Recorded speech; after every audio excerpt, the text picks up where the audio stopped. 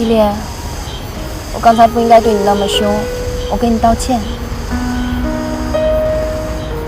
我们去找天乐吧，我想吃他做的鱼和面条。不能去。为什么？我说的话你听不进去是吗？我说了，我们要学会独立了，不能再去麻烦他了。你骗人，你就是骗人！他根本就不嫌我们麻烦，他很喜欢我的。我现在就要去找他，我不想跟你待在这里，他肯定现在也在找我。你给我回来！我讨厌你，你每天想什么做什么都不跟我说，只知道要我听话，只知道要我按你说的去做。对不起，依恋。我知道你已经很懂事、很听话了，但是你真的要理解我。在这个城市，我们俩能生活下去真的特别不容易。我们谁都没有办法依靠，只有我们两个人可以相依为命。等你长大了之后，我会跟你解释这一切的。但是我们现在当务之急，要学会独立，要开始我们新的生活，好吗？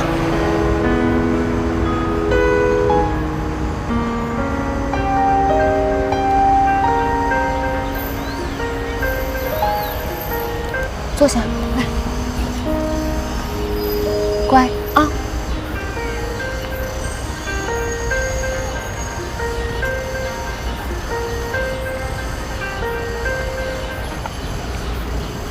喂，依然，我想跟你谈一谈，方便吗？我们两个现在没有什么好谈的了吧？你放心吧，我跟天乐已经结束了。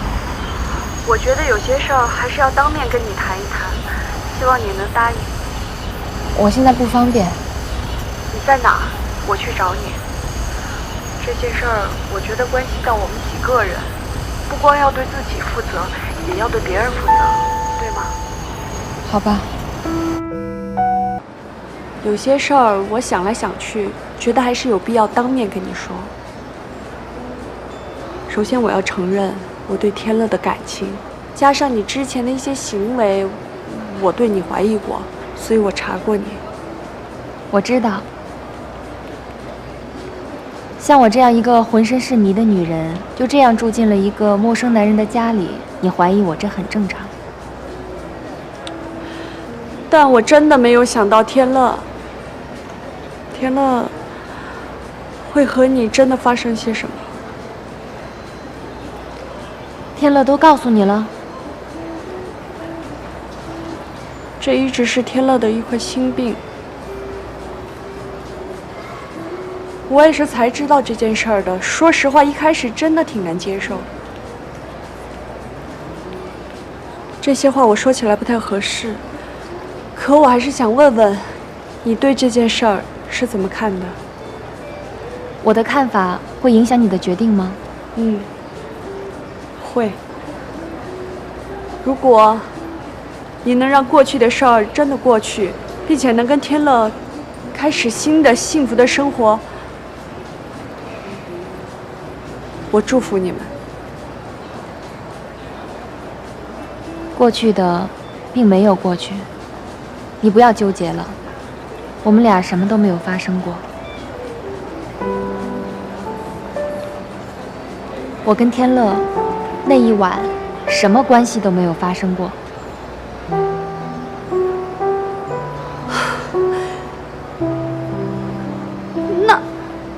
那你为什么要骗天乐呢？欺骗天乐，我一直都心里很内疚。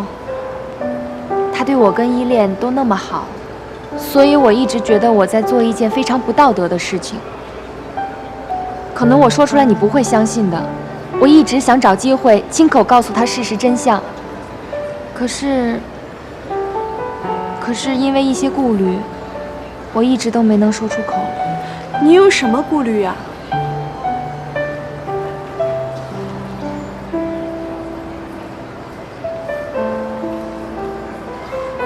我能看得出来，天乐非常喜欢你，而且他只喜欢你一个人。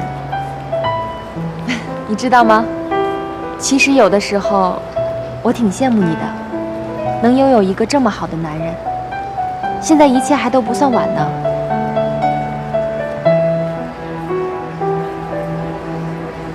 李先生，谭总现在很忙。李先生，李先生，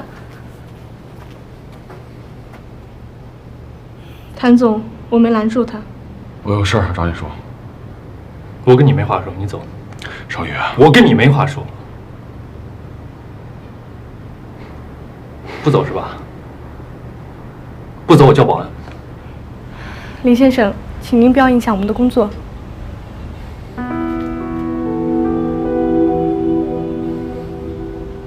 你工作，我在外面等你。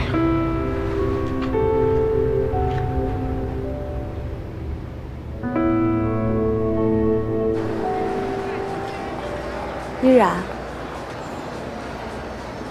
我一直觉得你和少宇是不是有……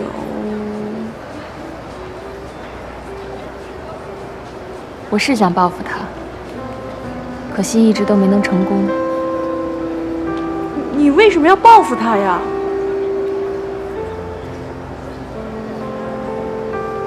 少宇他没跟你们说吗？我们俩曾经是相爱过，那个时候我一心想跟他在一起，而且我也觉得我们俩对彼此都是真心的。可是就在我沉浸在甜蜜中的时候，他突然消失了，我到处找他都找不到他人。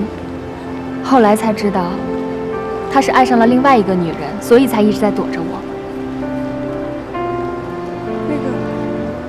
少宇不是这样的，你们俩之间是不是有什么误会？误会？如果是误会的话，他早就来找我了。7年了，已经整整7年，我消失在他的生活中，他连问都没有问过。要不是我一直咽不下这口气，回到这里来找他，他可能会以为我一直消失在他的生活中了吧。不过，这可能是他所希望的。像我这样一个被他玩腻了的女人，如果能消失在他的生活中，这该是一件多么好的事情。依然，我一直都觉着你身上背负着些什么，可我真的没有想到你背负了这么多的爱和恨。这些都是谭少宇送给我的。那你打算现在怎么办呢？他之前还放出这么狠的话，依然，你就应该找他去质问。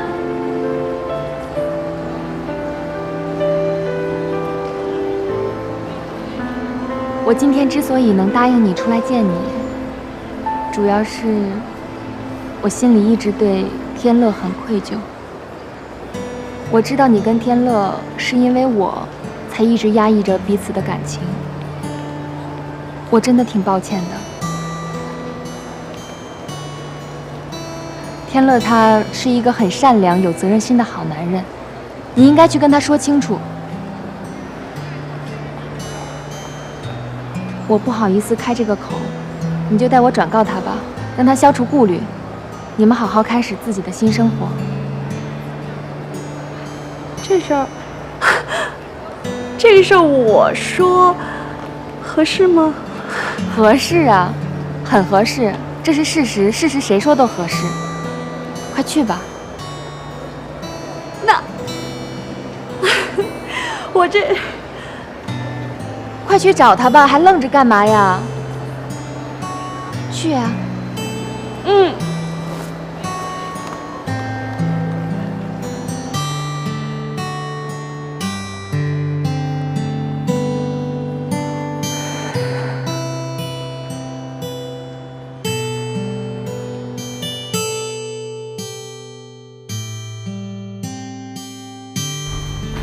谭总，怎么样？他走了吗？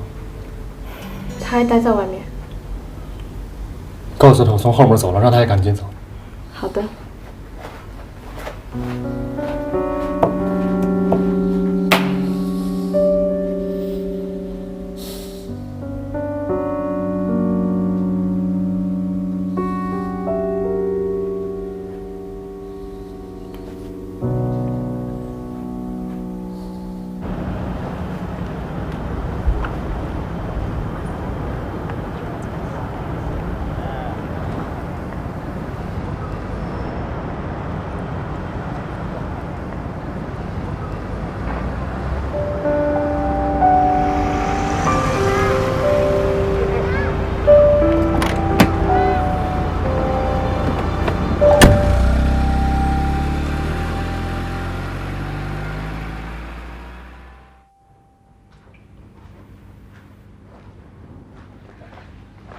谭总，这么晚了，您还没回去？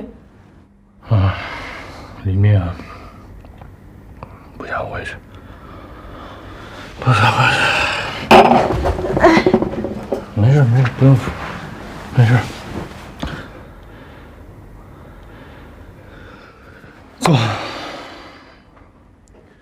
坐呀。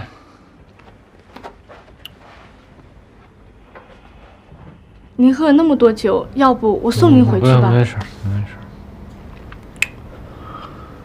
问你个问题啊，李密，我不是我一朋友，最好的哥们儿，跟他最爱的女人。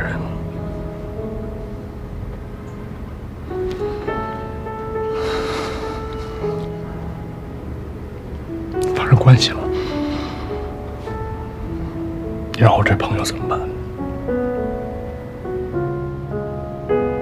那得看他有多爱这个女人了。他爱这个女人，胜过爱他自己的生命。我觉得，一个女人不会放弃一个爱自己如生命的男人，而选择和另外一个男人在一起的，应该是您的那位朋友，对他女朋友还不够好吧？不对，完全不对。我这朋友很爱这个女人，很爱，他没任何错。在这个世界上，没有任何一个人比我更了解我这朋友。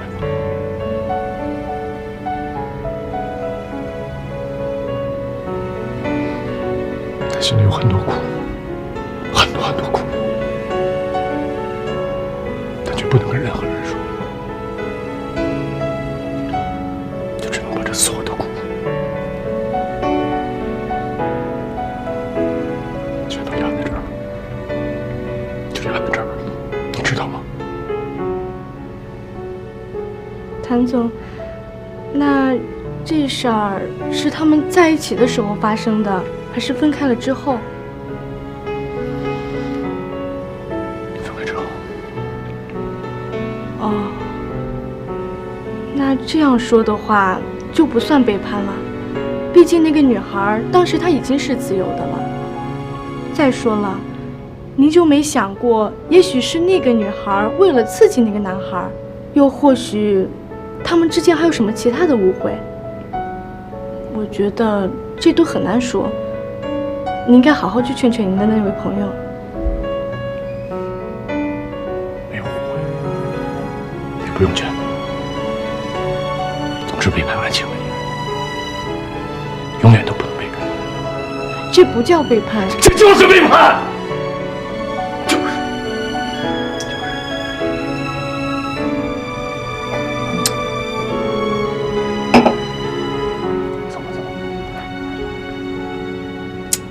你走啊！我没事，你走啊！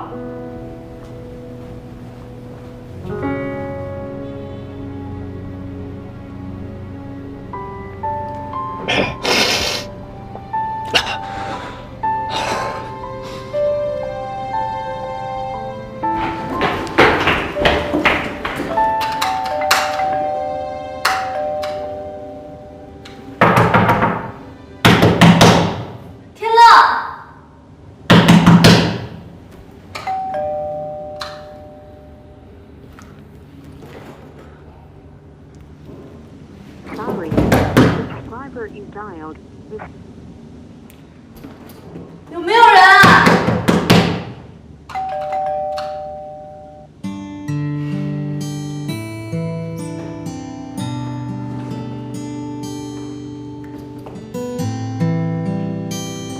您拨叫的用户已关机。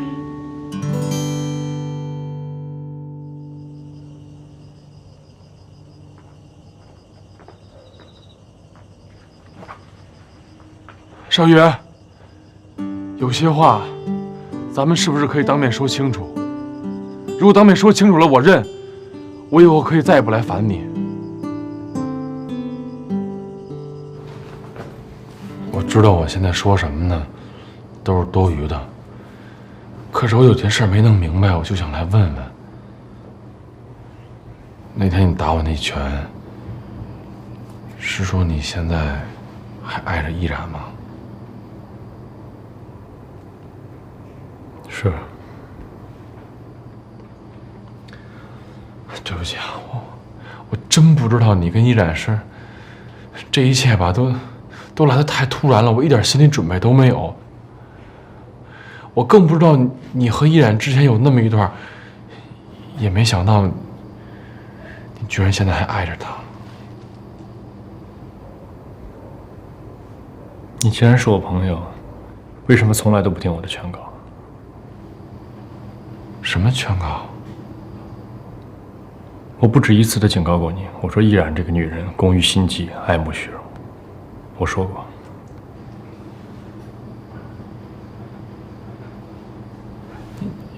你为什么这么说的呢？为什么这么说？她不就是这种女人吗？为了自己想要的一切，可以豁出去什么都敢干，包括跟你上床。我敢保证，这一切不是偶然，是她精心设计的。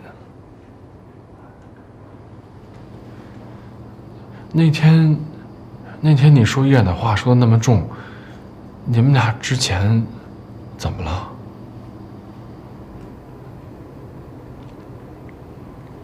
话已经说到这份儿上了，有些事儿我不想再去隐瞒。是，我跟依然从前的确在一起过，但那是8年前的事儿。那个时候我跟他领了证，正在筹办婚礼，连婚纱都试，但他突然就失踪了。突然，就那样，从我的生活里彻彻底底的失踪了。后来我才知道，他跟我家里讹了一笔钱，逃婚了。所以我说他跟我在一起，就是为了钱，而跟你在一起，也同样是为了钱。你说他是为了钱？对，他是为了钱。他表面上装作不在乎物质，但心里面，他根本就在乎钱，很在乎。在很长的一段时间里面，我都不太敢相信我爱上了这样一个女人。但直到有一天有人拿着汇款凭证给我看的时候，我才相信，她就是这种女人。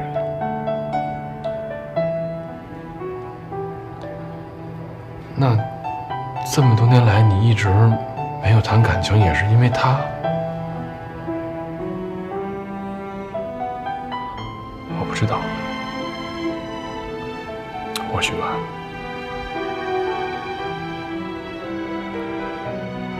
反正这么多年，我心里装不下别的女孩。也许是受了情伤，也许是我心里边还有的。总之，在重逢之前，我在心底里设想过无数次和他再见面时候的情景。我在想，或许有可能他会给我一个解释，因为他欠我一个解释。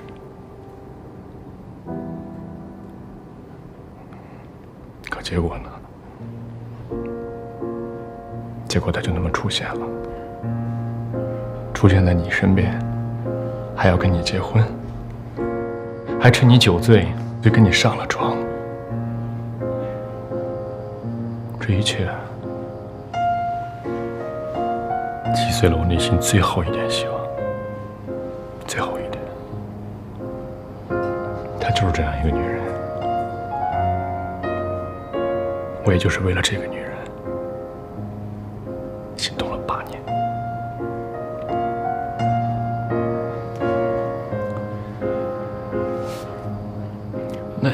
那依然来接近我，也是因为我的钱，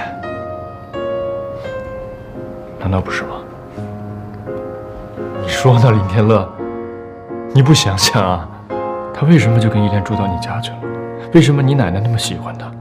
为什么他趁着酒醉跟你上了床？还有，他为什么会让你一直回避着你爱的女人美兰妮，选择跟他结婚呢？你说，林天乐，你就是为了这样一个女人，工于心计的女人，放弃了你自己真正爱的女人。你什么事都可以办得很好，你很聪明，但没有感情这件事，你差太多了。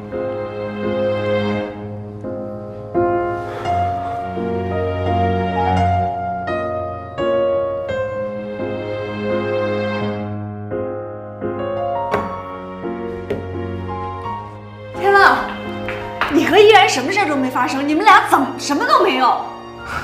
什么？你们俩什么事儿都没有发生过。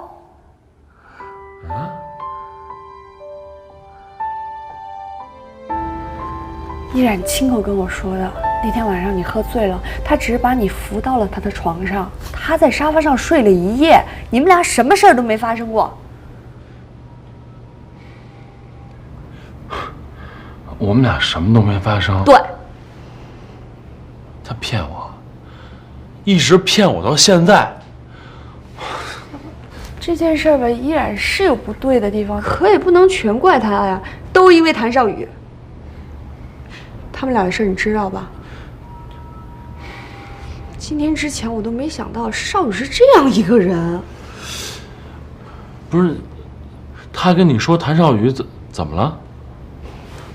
谭少宇当年爱上别人了，找人打发给依然一笔钱，让他离开这座城市，可耻吧？啊，你这钱能打发一切吗？是。哎，我就不明白，他为什么到现在还在骗呢？你被他骗了，你知道吗？谭少宇不是那样的人。他没有理由骗我呀！他说了，他回来就是为了报复谭少宇。一个女人能有这么大的怨气，处心积虑，你想一想，这仇恨有多大？我刚跟谭少宇聊完，他跟我说了好多呢。当年是依然骗婚，在结婚之前呢，卷了一笔钱就跑了。少宇一直找他就没找着，后来直到拿到这转账凭据单，他才知道啊，他一直深信的爱情被一笔钱给骗了。不可能，依然没有骗我，我有直觉，他没骗我。我跟谭少宇这么多年哥们儿，他什么人品我还不知道吗？他不可能把脏水泼在一女人身上，更何况了，这女人她是一直深爱的人。哎不，那个，依然真的挺可怜的。你想想啊，他性格一直这么温顺，这么多年来什么事儿都自己忍着，委屈自己受着。天底下真的没有女人性格是这样的，一定是生活中被事情打磨成这样的。你用不着替他解释啊，少宇多专一的一个人啊，爱他爱得这么深，他骗到现在。哎，你看看我，他也骗我了吧？骗我也骗到现在吧？我被他骗得万分痛苦，还一直纠结着呢。你还纠结什么呀？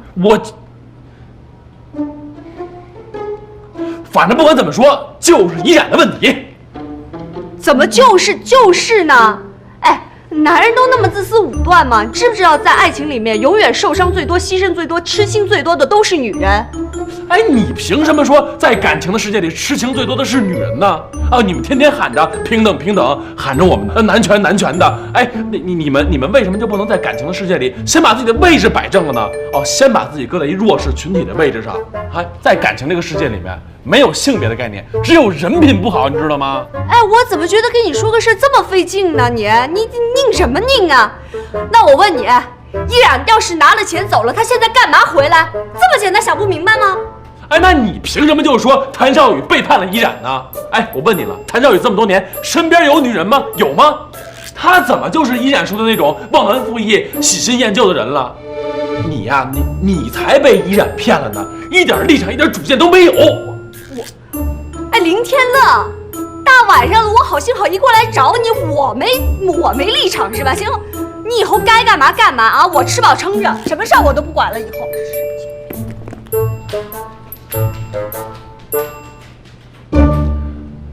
跟我急什么呀？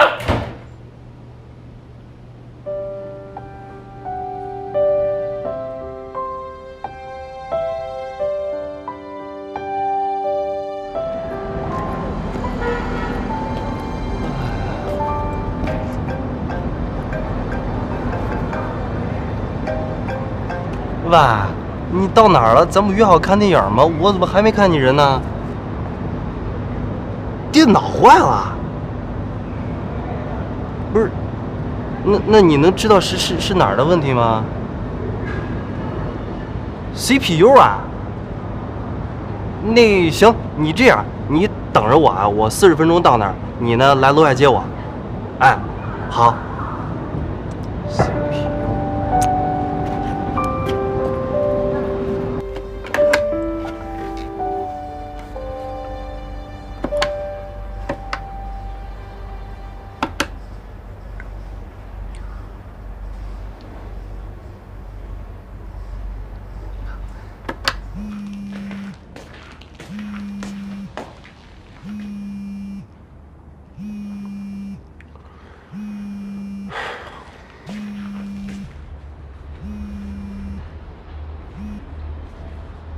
喂，谁呀？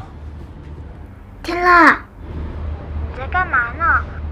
我好想你啊！依恋，你在哪儿呢？我在一个旅馆里。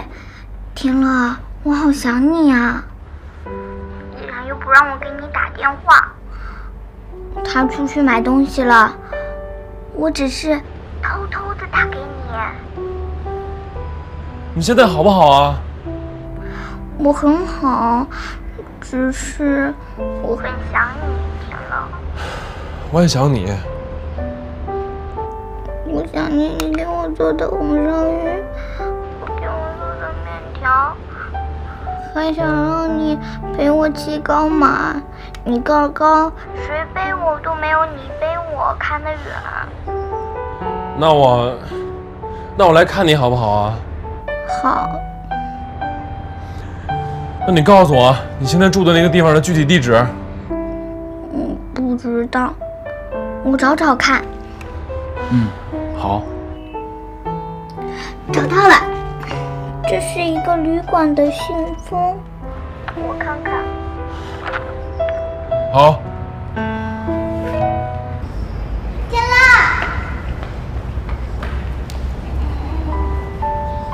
天乐，才跟你分开了2天，我就超级无敌想你的。我也超级无敌想你呢。你这2天听话了吗？好好学习了吗？每天都不落，每天25个单词，还有我还背了2篇的课文，回头背给你听。真的？依恋，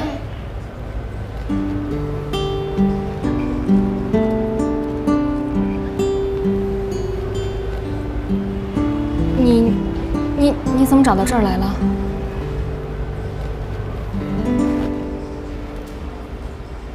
依恋，是不是你给天乐打的电话？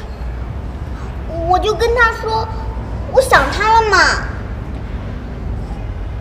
这事儿不怪依恋，是我一定要问你们住哪儿的，而且我有些话想要问你。改天吧，你先回去吧。依恋，回来，回去吧，快。逃避是解决不了任何问题的，而且你不应该为你的行为负责任吗？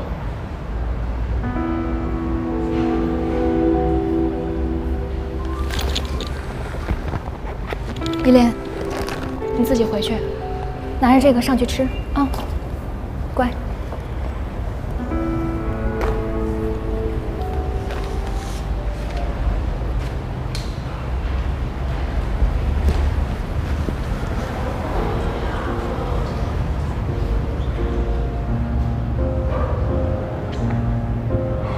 我这几天听到了很多的事情，让我挺难消化的。首先是你的身份，你骗了我；然后是那天我喝多了酒，你又骗了我。梅兰妮跟我说，你这一切是因为你有你的苦衷。你能告诉我你是什么苦衷吗？是是什么样的苦衷让你不顾一切，不顾他人的感受，把我当一个傻子一样耍得团团转的？对不起，对不起，我一直只是想报复谭少宇，在这过程中我伤害了你，我真的很抱歉。其实我心里一直很内疚，但是我始终找不到合适的机会跟你开口。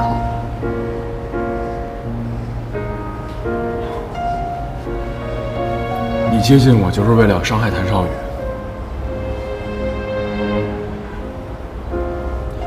你看看现在的谭少宇，他一个人这么多年拒绝所有人对他的靠近，你觉得他还值得被伤害吗？我不明白你们到底是在想什么。而且少宇跟我说，当时是因为你先伤害了他。我伤害他，伤害你，我承认，我十分的愧疚。可是他谭少宇，他也好意思伪装成一个受害者的样子跟你说我伤害了他。他当年为了甩我所做的一切，现在反过来要怪在我的头上吗？你现在跑过来就是要替他伸张正义的是吗？你们把我当成什么了？当成一个可以随便侮辱污蔑的人吗？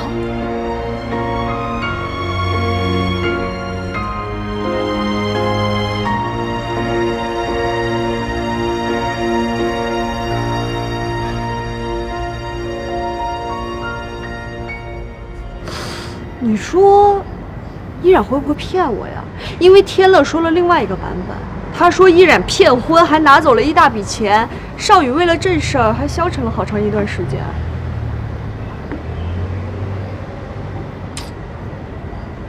我觉得少宇不像在说谎。我觉得少宇也不是会说谎的这种人。那依然撒谎？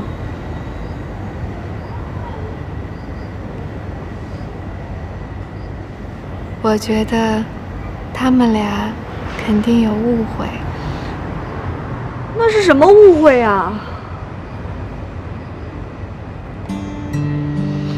哎呀，不高兴。我说这么半天，你听明白了吧？反正事儿呢就是这么个事儿。我反正看现在的依然啊，哎呦，恨那谭少宇恨的，这一下把我弄懵了。你说这到底怎么回事啊？这按理说，依然他不应该是这样的人啊。可是你说，依然他骗了你，我们应该很难再相信他说的话。仔细一想吧，他骗你的原因是什么呢？是谭少宇。所以追根溯源，这里边可能还真有什么隐情我们不知道的。你给我说糊涂了又，你就直接告诉我吧，怎么才能把这里面事儿弄清楚了？唯一的办法就是把两个各执一词的人凑到一块儿，这样才能知道谁说的是真的。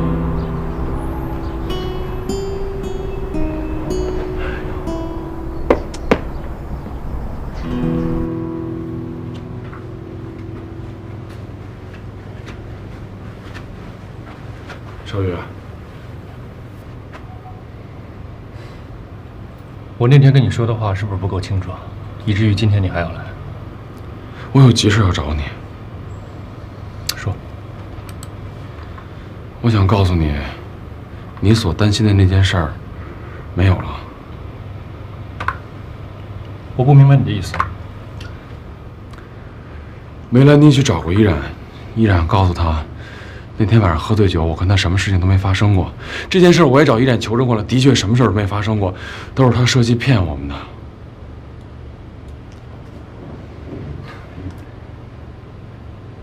你今天特地来就是跟我说这事儿是吧？我想告诉你这事说，如果你有什么心结，你现在已经把它解了。这事儿跟我没关系，我不感兴趣。我觉得你现在应该找他好好谈一谈。我觉得你们俩之间应该有什么样的误会，因为依然给我讲了另外一个版本的故事，你现在可以去找他。我不会去找他。林天乐，我清清楚楚的告诉你，我跟依然没有一丝一毫的关系，请你以后不要再提起他。你提起他的话，我们连朋友都没得做。你听懂了？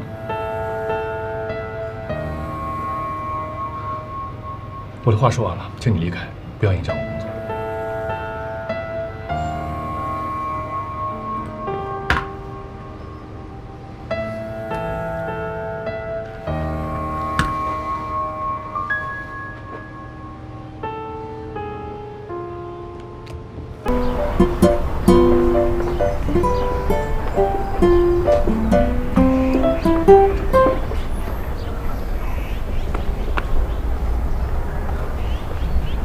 哎什么哎呀？没名字呀？梅大小姐，我错了还不行吗？那天我态度不好，不应该对您进行人身攻击。我这正事呢，给您道个歉。您大人不计小人过。行吧，知错就好，我就不跟你一般见识了。哎，得，说吧，找我什么事儿啊？还能有什么事儿啊？谭少宇跟依然的事儿呗。我跟艾宝聊过了，我们俩都觉着呢，这事儿得解决。我跟夏丹也聊过了，他也这么觉得。我这么想的，怎么着吧，也得把这4个人呢放在一起，把这话呢说开了，说清楚了。依然肯定不会出来呀。是，约谭少宇，谭少宇也不会出来。那什么意思呀？我觉着啊，咱俩呢各约各的，然后呢制造一巧合，把这4个人呢放在一块儿，不就齐了吗？嘿，哎呦，还挺聪明的嘛。没，跟您比差点儿。让咱找个地儿，咱把这时间地点咱俩商量商量。行。得，那您请着。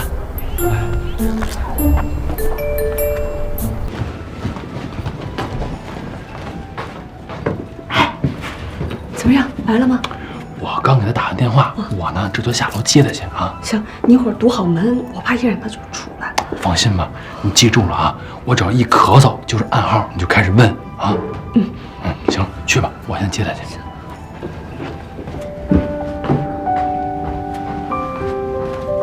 客气的话呢，我就不跟你说了。你今天能来啊，我真是挺高兴的。为什么选择这儿？这家是我一朋友开的，一直叫我来试试菜，说最近换了一厨子，我这不就把你约这儿来了吗？来，走，这边。就这屋，这屋啊，环境好，安静，聊什么的话不会被打扰。安静，我把话说前面，咱有些事儿可以聊，有些事儿免谈。这样，你呢，先把这菜呀点了，待会儿酒菜上来了，咱慢慢聊。我先去个卫生间啊。来，再喝一个。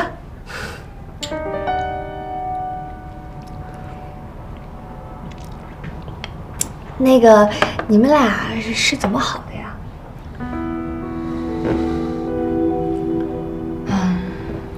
大学的时候，我们俩同时报了一个法语班，被老师分在了同一个组，练习法语对话，就这么认识了。然后呢？谭少宇那个人吧，他不太爱说话。其实当时我特别不想跟他分在一个组，可是后来我才知道，其实他法语说的特别好，他不说，就是想让我多练习练习。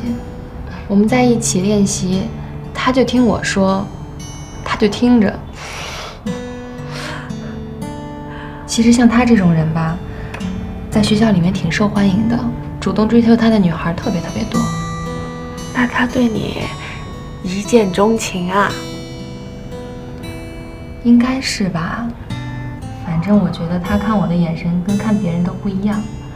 我也问过他，我说你为什么会喜欢我呀？他就说，他觉得我跟别的女孩子不一样，有一种与世无争的气质。是不是那会儿的男孩子都会这么说呀？然后你们俩就走到一块儿了。情人节那天，他请我去看了一场法国电影。回家的路上，他牵了我的手。从那一刻起，我们就在一起了。那还挺好的呀，哎，挺浪漫的。大学的时候，我们俩有特别多的共同爱好。我们经常会一起去听音乐会，一起去看舞台剧。我总觉得跟他有说不完的话似的。其实他这个人吧，也挺细心，挺会照顾人的。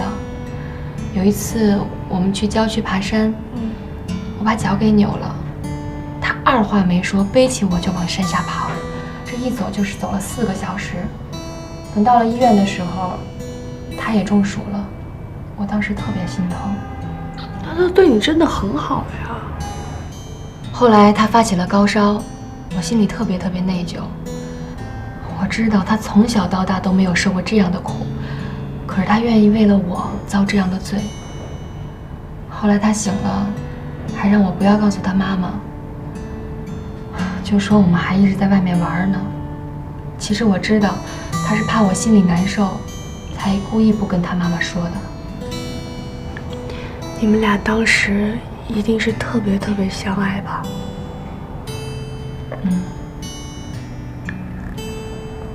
后来毕了业，他就跟我求婚了。我毫不犹豫的就答应他了。你们俩都结婚了？是啊。我还记得领证的那一天，太阳特别好，他就站在阳光下，笑着对我说：“你就嫁给我，放心吧，我会一辈子都对你好，一辈子都照顾你的。”可是没想到，很快一切都变了。你怎么就觉得他变了呢？我不是跟你说过了吗？他又爱上了其他的女人，然后把我给逼走了。然后你就改名换姓，把名字都改了。我当时觉得天都塌下来了，我的世界里面只剩黑白，没有彩色了。我当时就觉得尚文芳已经死了，我只有改了名字，才可以重新开始我的人生。你这故事说的，我怎么觉得前半段是我认识的谭少宇，后半段我怎么觉得不像是？你们才认识他多久啊？我都认识他那么长时间了，都没有看清楚他的本来面目，你们怎么可能就了解他了呢？而且你们真的不要被他的外表所欺骗了。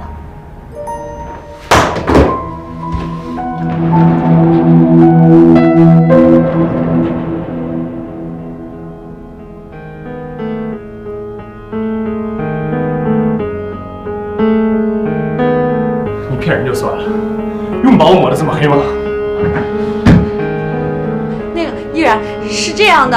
哎，天哪，你快进来，你依然要走。哎，别走！你看这今天来都来了，话都说到这份上了，为什么不能把这话说开了呢？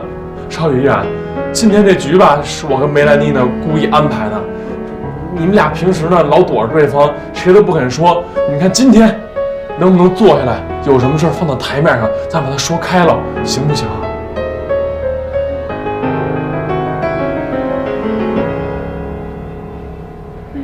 那我先说了啊，你们两个说的是两个版本。少宇跟天乐说的一个版本，你告诉我又是另外一个版本，完全不一样。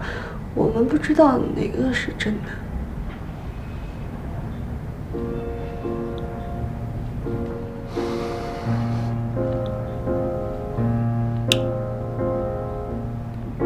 你当年跟我在一起，不就是为了钱吗？分手的时候还拿了一笔分手费，你有什么不好意思承认的呀？你这次又为什么回来？不也还是为了钱吗？我真想知道，你这么一个物质的女人，钱对你来说，到底多少算够？真的没想到，到了现在你还在颠倒是非。我当时想都没有想就嫁给了你，可你是怎么对我的？你一边骗着我的感情，一边找另外的女人。要不是有人告诉我事实真相，我会一直蒙在鼓里的。你知道我那段时间有多痛苦吗？你知道我这么多年来是怎么过的吗？你了解过吗？你忏悔过吗？我真是做梦都没有想到，到了今天，你连一点承认错误的诚意都没有。如果是这样的话，那我们也没什么可谈的了。我再也不想见到你了。哎，别！哎，你行，冷静！你看啊，你们俩啊，说了两个完全不一样的版本。你说他欺骗了你，他说你欺骗了他。我觉得这里面肯定有什么误会，真的。哎，咱们呀，冷静，把这事儿呢好好的分析，看看问题究竟出在了哪儿，好不好？对呀。那个依然，你刚才说有个人告诉你说那个谭少宇跟别的女人在一起了，你们能告诉我们说这人谁呀？啊？这个人我不认识，我不知道他叫什么，但是我见过他，他就是他们公司的。你别再编故事了，我们公司就没这人，就没这人。你最好承认是你卷了钱一走了之。混蛋，谭少宇，我以后再也不想见到你了。依然，我去，依然，你别走，你听我说呀。我们就不能心平气和的把事情解决了吗？你也看到了，不是我不想聊，他就一口认定是我骗了他，我有什么办法呀？也许你们之间是真的有误会啊。我不想再纠缠这个问题了，到此结束。啊，难道你就没有想过重新回到以前？我不再抱有这个幻想了。那你忍受这么多再回来又是为什么呀？我以为我能看到他，哪怕一丝丝的忏悔。可惜我太天真了。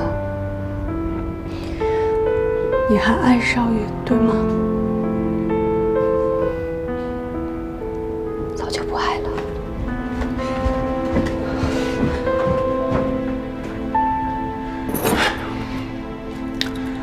少宇，你能不能控制一下你的情绪啊？啊，我觉得依然肯定有什么隐情，咱应该听他把话说完。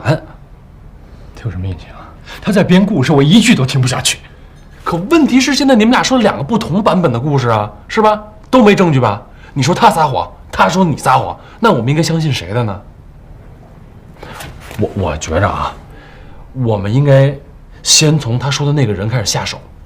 林天乐，我们公司就没这人，你听懂了吗？没有这个人。你别急呀，你看你老急。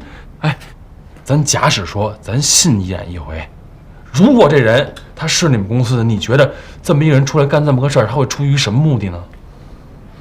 这是你假设的，我不知道。你告诉我他为什么，出于什么目的，行吗？他会不会受什么人的指使呢？我们公司所有的人都听我的，我不发话，没有人敢干这事儿。我做个大胆的假设啊，你觉得这事儿，你觉得有没有跟你妈有关系？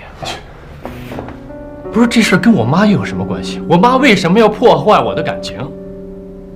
就是那依然走的时候，你有没有问过你妈这事儿是怎么回事啊？我问了，我妈就告诉我，她是为了钱跟你在一起，然后拿了钱又走了，就这么简单啊。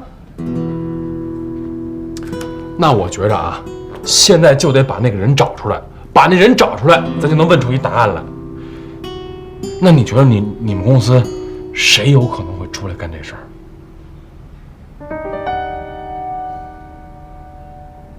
我们公司有胆干这事儿的，一定是我妈身边的亲信，否则没有人有这胆儿。那你妈身边有几个值得信赖的亲信啊？能不能把他们资料或者照片什么的拿出来，让依然指证一下？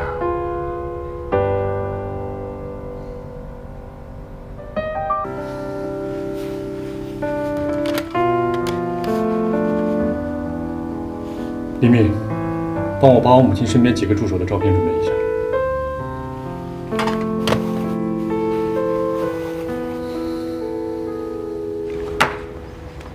这几个是我母亲手底下最得力的助手，如果依然说的那个人存在的话，一定在他们中间。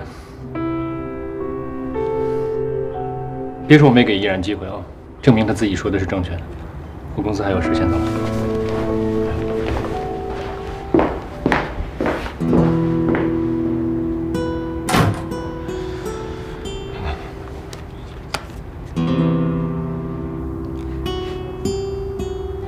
没有你说的那个人吗？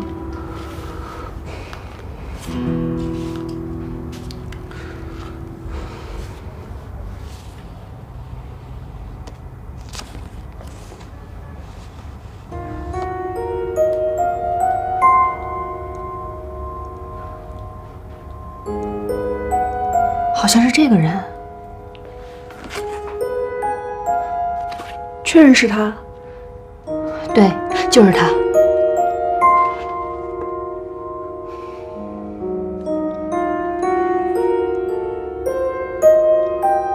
如果是这个人的话，这事儿一定跟我母亲有关。那你觉得现在去问你妈，能问出个所以然来吗？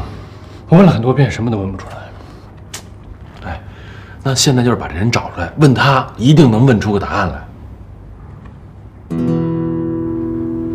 哎，那怎么着？现在能把这人找出来吗？简单啊，约他出来，随便找个理由就行。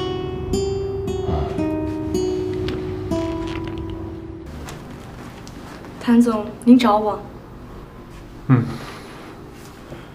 帮我约一下顾兴东，让他跟我和一个客户一起吃个饭。找他？他不是你母亲那边的人吗？我知道，你就跟他说客户认识他，想一起见见叙叙旧。好的，我知道了。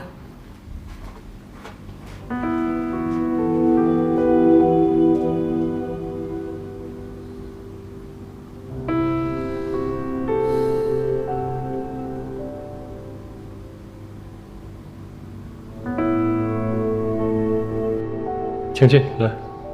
哎，来了。哎，你好，你好，我是少爷的朋友林天乐。哎，你好，你好，顾兴东。哎，这是我朋友梅兰妮。你好。这位你认识吗？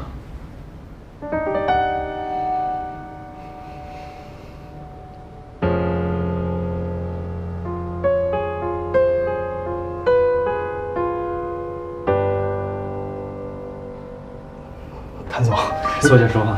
对，坐下说话，坐下说话。来，坐好啊。哎，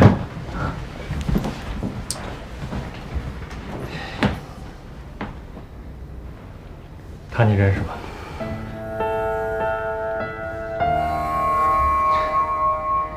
我问你话呢，他你认识吧？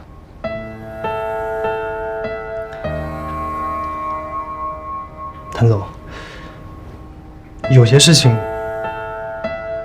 我不方便说。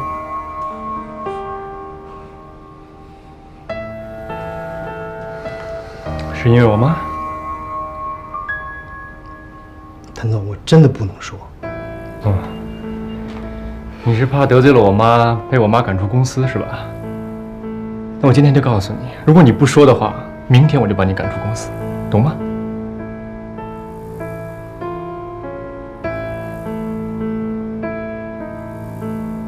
我最后问你一遍，你认识他吗？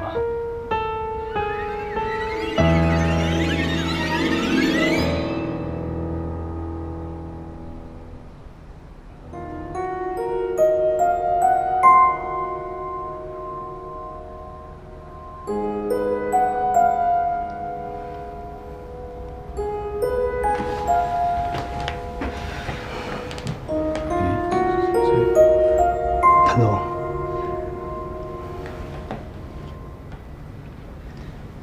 对不起，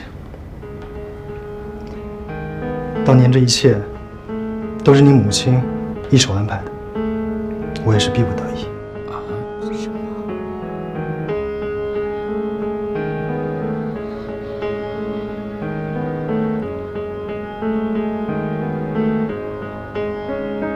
我妈是吧？我妈怎么支持你做的？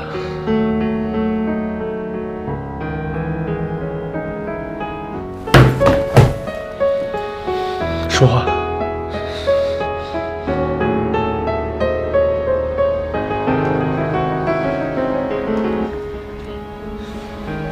让我逼走他。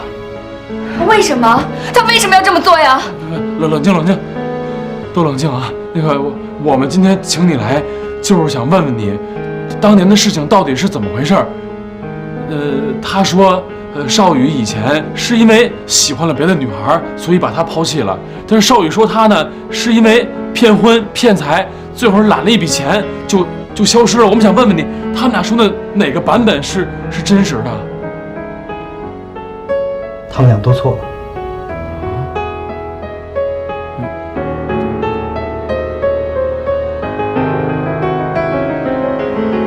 他们都被蒙蔽了。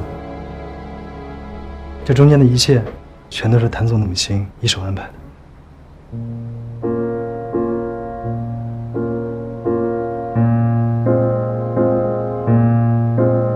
他妈妈策划了一切。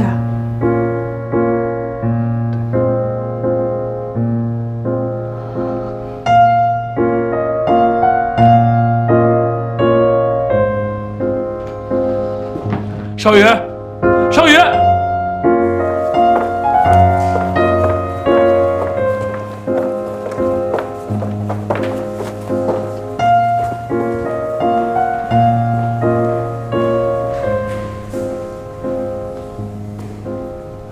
李总，不好意思啊，麻烦您回避一下。好的。怎么了，少宇？脸色这么难看。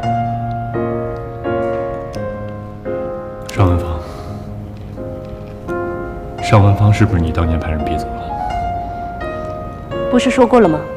没有的事儿。你到底要瞒我到什么时候啊？我找到证人了，他也全都告诉我了。妈，我只是想看一看你亲口告诉我，这事到底是不是真的？没错。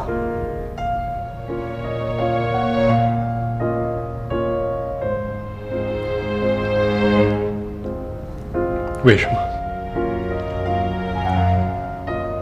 你为什么做这一切？有些事你并不知情，反正是因为咱们家的生意。生意就生意了，跟尚文芳有什么关系啊？少宇，我做的一切都是为了你。如果当年你继续跟尚文芳在一起，只会埋下隐患。我能坐视不管吗？所以你就可以看着你儿子受了情伤一蹶不振是吗？少宇，你是注定要干大事业的人，儿女情长应该放在一边。我不能让其他的人影响到你的事业，你该明白我的一片苦心。为了让我完成你的目标，你就牺牲我的幸福，牺牲我的感情是吗？少宇，在这件事情上，我可能没有顾及到你的感受，但是你要相信，我真的是为了你好。够了！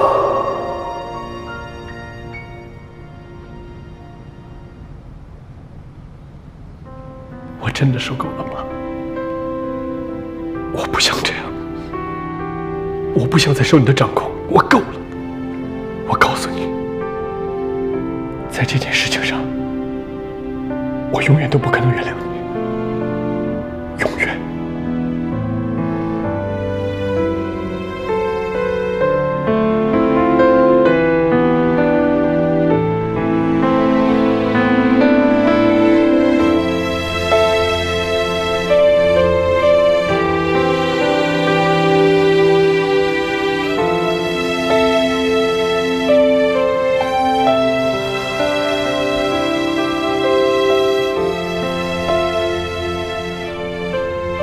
他们都被蒙蔽了，中间的一切都是谭总的母亲一手策划的。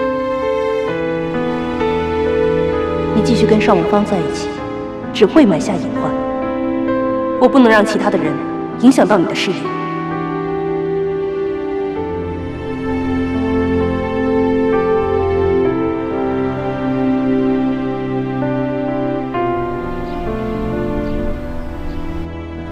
昨晚喝大了，现在一直杵在那里。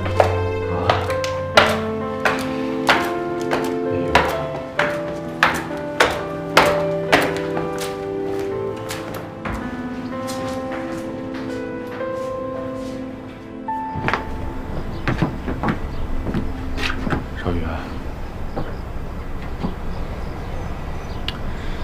那个昨天跟你妈谈的怎么样啊？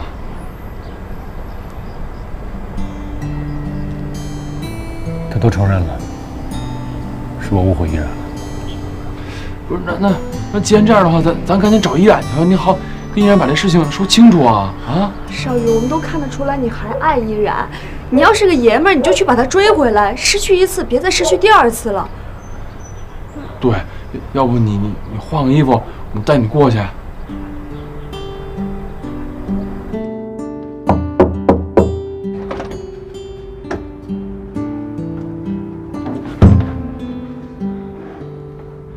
依然，我们必须好好谈一次，有些话也必须要说清楚。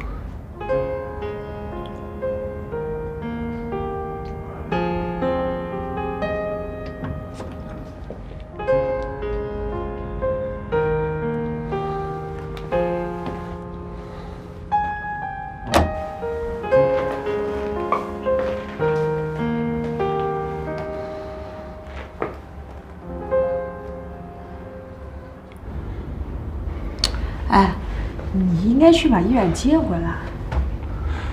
我把依然接回去？哦，他现在一个人住在这儿，也没人照顾，多不安全啊！哎，你搞清楚啊！我刚刚受到伤害，我这还没缓过来呢。哎呀，你一个大男人跟女孩计较什么呀？再说他住在这儿，有个三长两短，你跟少宇怎么交代啊？对不对？不是，照你的意思说，我就应该把这口气我憋回去。对呀，而且你得亲自去把他请回来，要不然依然肯定不愿意。哎，我受到了伤害，然后我还把凶手请回家去。你跟少宇还是哥们儿呢？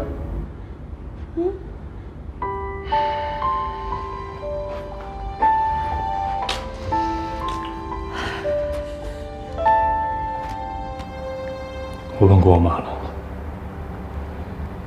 当年所有的事情都是她一手安排的，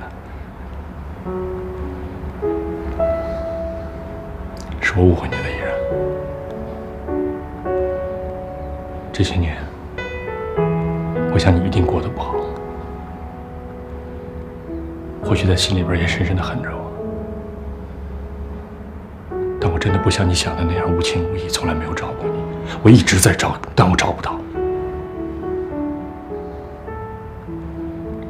我不明白，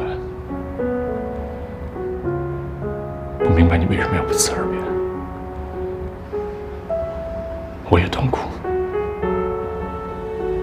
痛苦了很多年。你知道吗？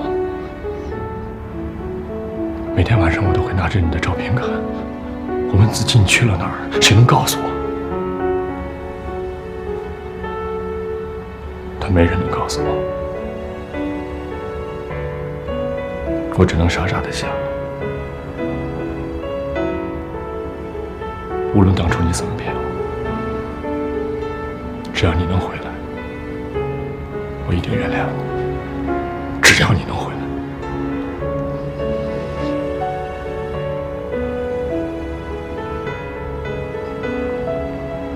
可当你回来的时候，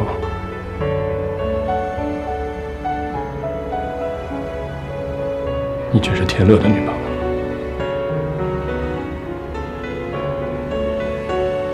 我心里边很困惑，我该怎么办？因为我很嫉妒，但我也跟自己说，这一次无论如何我都不会再让你离开我，因为我知道我还爱着你。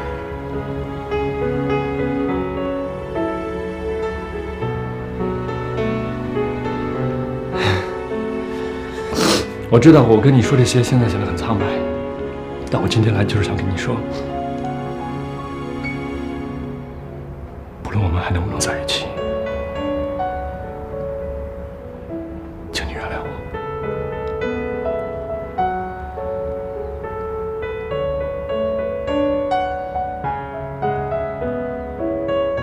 你知道吗？有一些伤害是注定无法弥补的。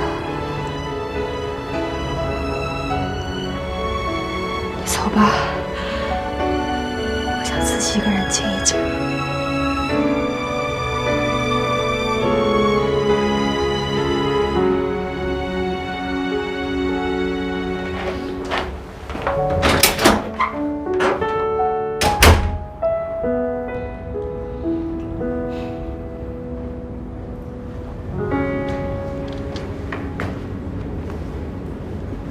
你们聊得怎么样啊？你看啊，你跟他呢，这毕竟有8年的这个误会，你想让他一下接受呢，肯定有难度。要么今天你先回去，你给点时间。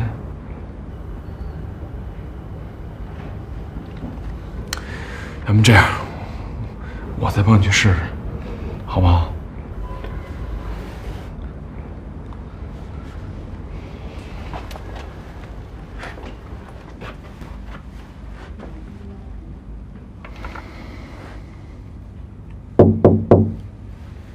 依然，我是天乐，给我开个门呗。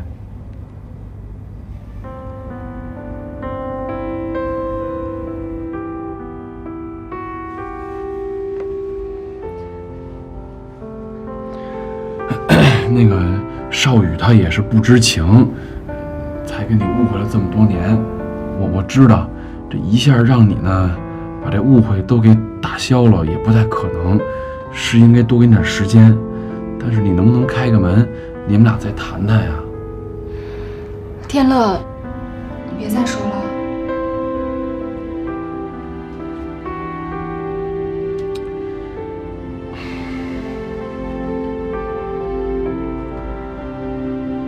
哎，那个依然，要不这样呗？你看啊，你一个人跟这住着呢，也不是个事儿，也没个照应。要不你先跟我搬回去吧？你搬回我那儿呢，我们有个照应多好啊，行不行？我不能再麻烦你了。上次的事儿是我不好，我不该利用你。上次的事儿过都过去了，咱就别提了呗。你呢，别给自己那么大的压力。我是觉得你先跟我搬回去比较好，啊？我真的不能再搬回去了，你走吧。